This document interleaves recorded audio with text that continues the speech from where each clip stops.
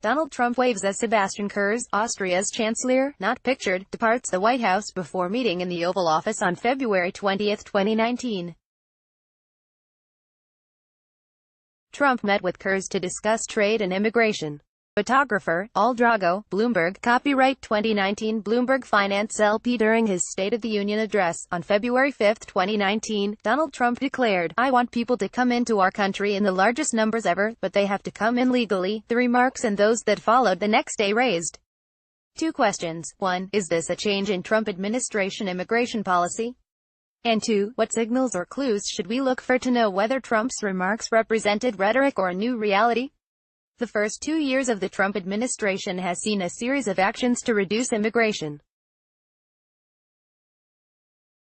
These efforts have included the travel ban against citizens of several predominantly Muslim countries, low levels of refugee admissions, supporting legislation to reduce legal immigration by 50%, and numerous administrative measures to make it more difficult for employers to hire or retain high-skilled foreign nationals in the United States. Given this track record, journalists followed up the day after the State of the Union address to determine if the remarks about increasing legal immigration represented a shift in policy. President Donald Trump said Wednesday he wants to see more legal immigration because additional workers are needed by companies moving back to the United States, reported USA Today. "I need people coming in because we need people to run the factories and plants and companies that are moving back in," said Trump in response to questions from journalists. "We need people, Mr.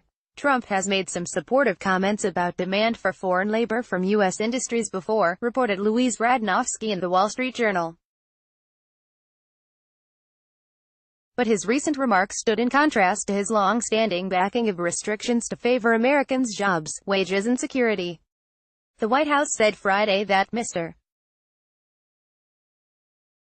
Trump's focus was on high-skilled labor. If it's true the Trump administration is looking to increase legal immigration, including with a focus on high-skilled immigrants, then here are the clues to look for to determine if the administration has changed its mind and now favors pro-immigration policies. We may find out soon whether the Trump administration is serious about increasing or at least maintaining the current level of high-skilled foreign-born professionals, since reversing its plan to rescind the 2015 rule on H-4EAD would send a clear signal of the administration's intentions on legal immigration. The H-4EAD, Employment Authorization Document regulation, has allowed up to 100,000 spouses of H-1B visa holders to obtain work authorization. H-4EAD recipients generally have similar education levels to their H-1B spouses. Removing tens of thousands of well-educated individuals from the workforce does not make economic sense and would go directly against the recent statements by Donald Trump that "we need people." Update, on the morning of February 20, 2019, U.S.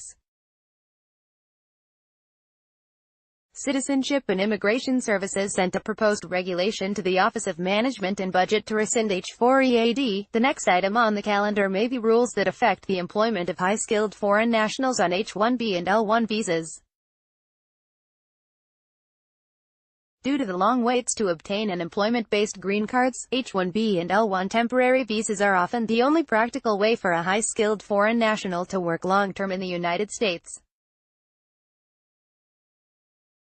Multiple sources confirm that the agency is far along in drafting the H-1B strengthening rule, according to Barry Appelman.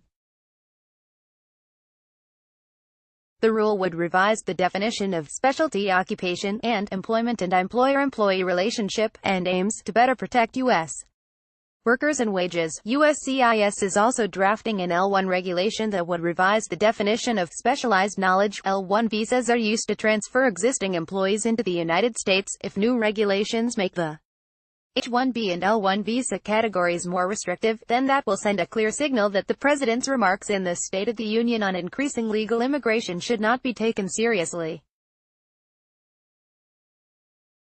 The annual refugee ceiling is announced around October 1 every year, and raising the number of refugees admitted to the country would show the administration is serious about increasing legal immigration. Refugee admissions to the United States have reached historic lows since the Refugee Act of 1980 under administration policies. If Donald Trump wants to fill jobs in plants and factories, then according to employers, refugees are ideal workers for both plants and factories and are willing to move wherever available jobs are located. If Donald Trump's statement in the State of the Union was sincere that he wants people to come into our country in the largest numbers ever, then another item to check on the calendar is the public charge rule. The National Foundation for American Policy, NFAP, recently submitted comments on the regulation and concluded the proposed regulation could reduce legal immigration by more than 200,000 immigrants a year. See here for an analysis. The NFAP comments focused on the rule's flawed methodology for excluding immigrants and the regulation's impact. Withdrawing the public charge rule before the end of 2019 would show the administration is no longer interested in reducing legal immigration.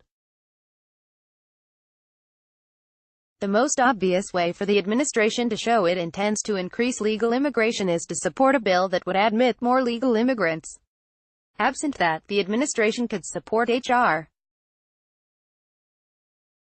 1044, a bipartisan bill that would not increase legal immigration but would eliminate the per-country limit for employment-based immigrants, which would help retain scientists and engineers whose wait times for green cards can stretch longer than a decade.